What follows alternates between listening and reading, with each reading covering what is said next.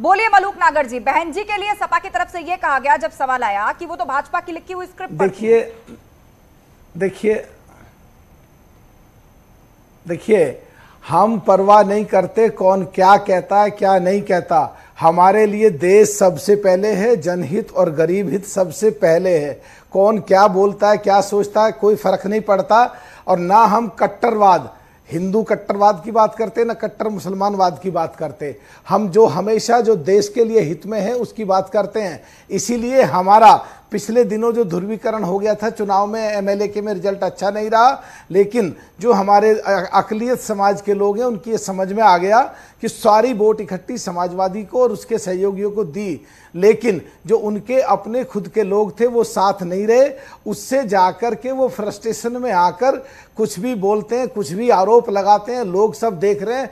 और इस पश्चिम उत्तर प्रदेश में भी और पूरे उत्तर प्रदेश में भी जो अकलियत समाज के लोग हैं वो समझ चुके हैं कि 13% इंटैक्ट वोट है बीएसपी का, उसके साथ जाएंगे तो चुनाव भारी मात्रा में बीजेपी को हरा सकते हैं। इसीलिए डर में ये कुछ का कुछ बोल रहे हैं और मर्यादाओं को पार करके बोल रहे हैं। हम पे फर्क नहीं पड़ता, हमारे लिए देश सबसे पहले है और अकलियत समाज की बात हम उठाएंगे, मुसलमानों की हकों की रक्षा हम करेंगे। उसमें समाजवादी और इनके सहयोगियों को अगर मिर्च लगती हैं तो लगें, हमें नहीं फर्क पड़ता। ये हमारे लिए क्या बोलते हैं, हमारे लिए देश हित, जनहित, गरीब हित। और हमारे अगर जो हमको सही लगता है कि मुसलमानों के लिए भी सही बात बोलनी चाहिए, हम बोलते रहेंगे। ठीक है, तो आप इस बात का विरोध करते हैं कि मुख्तार अंसारी का बेटा अब्बास अंसारी जो कि भाजपा के टिकट पर चुनाव लड़ा, आज की डेट में वो भगोड़ा है और आरोप सुभाषपा पे ये लगे कि पैसे देकर कई करोड़ खर्च करके उसको चुनाव लड़ाया गया। ओपी राजभर पर पैसे लेकर टिकट देने के आरोप लग रहे हैं सुभाषपा पर। देखिए जो राजभर साहब हैं उन्होंने क्या करा, समाजवादी पार्टी के सहयोगी थे, इन्होंने क्या करा, समाजवादी पार्टी की दूसरी सहयोगी थे, उन्होंने क्या किया, किससे पैसे लिए, कौन भगोड़ा हुआ, उसको समाजवादी वाले पार्टी जवाब देना चाहिए। उन्हीं की जिम्मेदारी बैठती है, उन्हीं के सहयोगी ये हैं। ठीक है, अनूप संदा जी अब तो जवाब दे दीजिए। तीसरी बार ये सवाल आ रहा है किसी पैनलिस्ट के हवाले से। जी देखिए, मैं ये कहना चाहता हूं कि पुनः वही बात जो मैं कह रहा हूं वही बात लगातार सामने की जा रही है। चर्चा डिबेट हो रहा है सुभाषपा के ऊपर, उसकी टूट के ऊपर।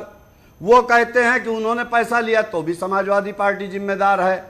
हमारा नेता तो पहले बोल चुका है इस बात को कि पहली बार गठबंधन में ऐसी बात आई, उस पर भी हमारे ऊपर निशाना। बसपा के प्रवक्ता महोदय जिनकी नेता गुजरात में गई थी भाजपा का प्रचार करने, जिनकी नेता ने कहा था कि मुसलमान कट्टरपंथी होता है, वोट मुसलमान को ही देता है, सांसद बसपा वो हमारी पार्टी पे हमला कर रहे हैं। आज मुसलमान के हित ऐसी हो गए हैं। और भाजपा के जो प्रवक्ता महोदय हैं उनका लगातार ये प्रयास है कि कैसे किस तरीके से विपक्षी वोटों को बंटवारा करके भारतीय जनता पार्टी की जीत सुनिश्चित हो।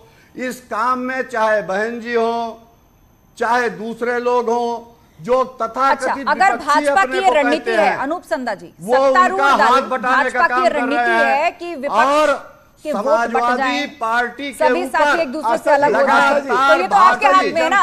अपने गठबंधन दलों के साथ आपका समन्वय, आपका समन्वय, आपकी समझदारी आपके साथ होगी तो कोई जबरदस्ती आपको अलग थोड़ी कर सकता है। अपने गठबंधन को साथ लेकर चलना, अपने पार्टी के वरिष्ठ नेताओं को साथ लेकर चलना, सबके विचारों को, सबको समान सम्मान देकर साथ चलना, ये तो आपके हाथ में है ना। प्रदेश में कोई भी दूसरा दल किसी को जबरदस्ती अलग थोड़ी कर सकता है। उस दिन समाजवादी पार्टी ताकत में आएगी और भाजपा का कहीं पता नहीं चलेगा। ठीक है, आप सिर्फ चुनावी भाषण दे रहे, किसी सवाल का जवाब आपने नहीं दिया। ठीक है आलोक जी सवाल बोलिए। अगर बसपा अगर बस आस्था जी मुझे प्लीज एक आधी मिनट का समय दे दो। मैं आती हूँ आपके पास। आलोक जी सवाल पूछिए। तो क्यों 1993 में इन्होंने गठबंधन करके सरकार बनाई थी और क्या कारण है कि 2019 में चुनाव जो है बसपा के साथ मिलकर लड़े? इसका जवाब इनको देना चाहिए। आज जो ये बसपा पे आरोप लगा रहे हैं ये इनसे पूछना चाहिए कि आप 2019 में किस आधार पर चुनाव लड़े थे, जबकि आपका दोनों का वोटों का कहीं पे भी आपका सामना नहीं होता है और आप सीटें आपकी बढ़ी भी नहीं। आप 5 सीटों के ऊपर ही रहे, आपके बल्कि भाभी, चाचा, भतीजे, भाई सब हार के चुनाव। तो आप उस समय मायावती जी के अंदर आपने क्या देखा था जो आप उनके साथ चुनाव लड़े? और 1993 के अंदर आपने मायावती जी के साथ मिलकर सरकार क्यों बनाई थी? और मैं ये पूछना चाहता हूं कि 2004 में जब आपकी सरकार बनी थी मुलायम सिंह की, वो किन पार्टियों को तोड़ करके बनाई थी? इसका भी जवाब आप दे दीजिए जो आप सुचिता की बात कर रहे हैं। ठीक है आलोक जी, ये सवाल जाएंगे अनूप संधा के पास, लेकिन सूर्य मैथिल भी कुछ पूछना चाह रहे हैं। 20 सेकंड सूर्य मैथिल जी। देखिए आस्था जी, मैंने तो एक ही प्रश्न उठाया था कि गली का गुंडा मुख्तार अंसारी, उसको दाम मुख्तार अंसारी माफिया बाहुबली किसने बनाया? आखिर प्रशासन ने मुलायम सिंह जी के राज में, सपा के राज में मुख्तार अंसारी को क्यों फलने फूलने दिया? किसके टिकट पर मुख्तार अंसारी चुनाव लड़के आया? ये जो बोल रहे हैं ना कि प्रश्न जो है वो सुबह सपा पे है और आप निशाना जो है समाजवादी पार्टी पे डाल रहे हो, जड़ में समाजवादी पार्टी है। इन अपराधियों को फलने फूलने देने के लिए यदि किसी मिट्टी की आवश्यकता थी तो समाजवादी पार्टी सरकार की थी। और आज भी प्रश्न यही उठता है कि समाजवादी पार्टी ने बैकडोर से मुख्तार अंसारी के बेटे को सुबह सपा से क्यों चुनाव लड़वाया और आज अपनी जिम्मेदारी से सच से क्यों भाग रहे हैं अखिलेश यादव? ठीक है अनूप संधा जी, दोनों सवाल आपने सुन लिए। अपनी जिम्मेदारी से क्यों भाग रहे हैं अखिलेश यादव जब मुख्तार अंसारी के बेटे को चुनाव उन्होंने सुभाष से लड़ाया जो गठबंधन में थे? और आलोक अवस्थी का सवाल कि आपने कितने दलों के साथ पूर्व में जोड़ के सरकार बनाई, बसपा से गठबंधन किया? बोलिए अनूप संधा।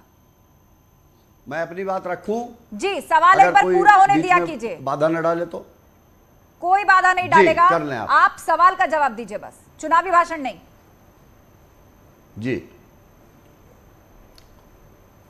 आप सवाल कर लीजिए, पूरा कर लीजिए।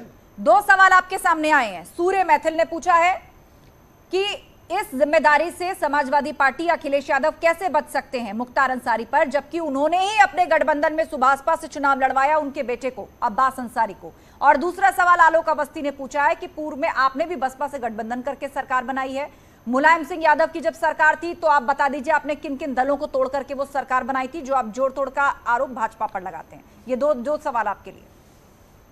अरे अवस्थी जी, हमारे 2 सवाल, इनके सवाल के जवाब में हम भी एक सवाल करना चाहते हैं कि इन्होंने बहुजन समाज पार्टी के साथ मिलकर के सरकार क्यों बनाई थी, इसका जवाब दे दें। और याद रखें कि 1993 में मान्यवर कांशीराम जीवित थे, तब की बहुजन समाज पार्टी आज 2022 की बहुजन समाज पार्टी नहीं थी। उस दौरान यह गठबंधन हुआ था। और जहां तक 2019 के गठबंधन की बात है, भारतीय जनता पार्टी भारत की राजनीति का एक ऐसा राक्षस है जिसको हटाने के लिए शैतान से भी हाथ मिलाना पड़ा, तो हमने मिला करके इनको हराने का प्रयास। किसको शैतान बोल रहे हैं आप? जैसा इस डिबेट में हो रहा, जैसा इस परिचर्चा में हो रहा है, लगातार मुद्दों को अरे किसको शैतान बोल रहे हैं के ऊपर ले जाने की कोशिश हो रही है। आवाज आ रही है आपका अनूप संधा, आप किसको शैतान बोल रहे हैं? आप बहन जी की पार्टी को शैतान बोल रहे हैं, बहुजन समाज पार्टी को शैतान बोल रहे हैं, किसको शैतान बोल रहे हैं आप? हाँ मैंने कहा ना, अब आप ही लोग तो बोल रहे थे उनके बारे में। नहीं मैं नहीं बोल रही, बात बोल दी तो आप बोल रहे हैं। की बात है मलूक नागर जी। अरे जो पैनलिस्ट इन्होंने हमसे सवाल किया, तुलना की जा रही है। मुझे बोलने तो दीजिए। नहीं आपने बोल लिया, पहले इस पे जवाब ले लेना। आप कह रहे शैतान के साथ मिलकर भी अगर हमें सरकार बनानी पड़ी तो हमने उसका प्रयास किया। मलूक नागर जवाब दीजिए। ठीक है, शैतान के साथ मिलकर के नहीं, मैंने कहा, आपने अभी कहा 10 सेकंड पहले कहा शैतान के साथ मिलकर सरकार बनानी पड़ी, तो मुकरिए मत, सबने सुना है। बोलिए मलूक नागर, शो वाइंड अप करना है मुझे। जिस तरीके से ठीक है अनूप संधा, बात पूरी हो गई आपकी। बोलिए बोलने दीजिए। तालमेल में जाकर के सरकारें बनाने का प्रयास किया है, उनके बारे में भी भारतीय जनता पार्टी को अपनी बात कहनी चाहिए। ऑडियो क्यों नहीं जा रही है? बहुजन समाज पार्टी बोल रहे हैं वो लगातार। बोलिए मलूक नागर, 10 सेकंड मुझे शो आस्थी जी, आस्था जी इनकी बोलिए सर बोलिए। देखिए 1993 में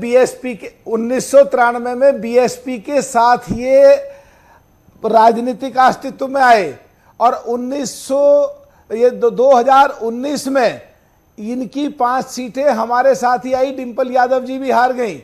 और जहां तक बात है, मैं सीधा प्रश्न ये कर रहा हूं, आज हम मुसलमानों के हकों की बात करते हैं तो क्या उसमें सपोर्ट करते हैं या उसमें विरोध करके? और ये इतनी इनको तड़फन हो रही है कि उल्टे सीधे असंसदीय भाषा का प्रयोग करते हैं। इनको शर्म आनी चाहिए।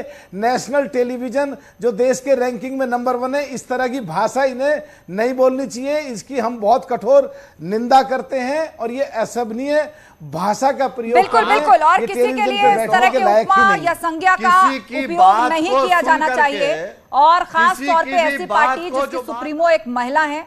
और बोलने से पहले आप लोग अपने तर्कों को रखते हैं, तथ्यों को रखते हैं, बहुत सारे मुहावरों का इस्तेमाल करते हैं, लेकिन एक बार सोच लेना चाहिए। बहरहाल आप सभी पैनलिस्ट का बहुत शुक्रिया इस चर्चा में शामिल होने के लिए। तो फिलहाल लगभग हर दल में, खासतौर पर विपक्षी दलों में जो है वो टूट फूट का मौसम चल रहा है। अब आरोप प्रत्यारोप जोर पकड़ रहे हैं, एक दूसरे पर टूट फूट का आरोप लगाया जा रहा है। लेकिन अभी वक्त है 2024 में, देखना होगा कि उससे पहले फाइनल समीकरण क्या बनकर तैयार होते हैं।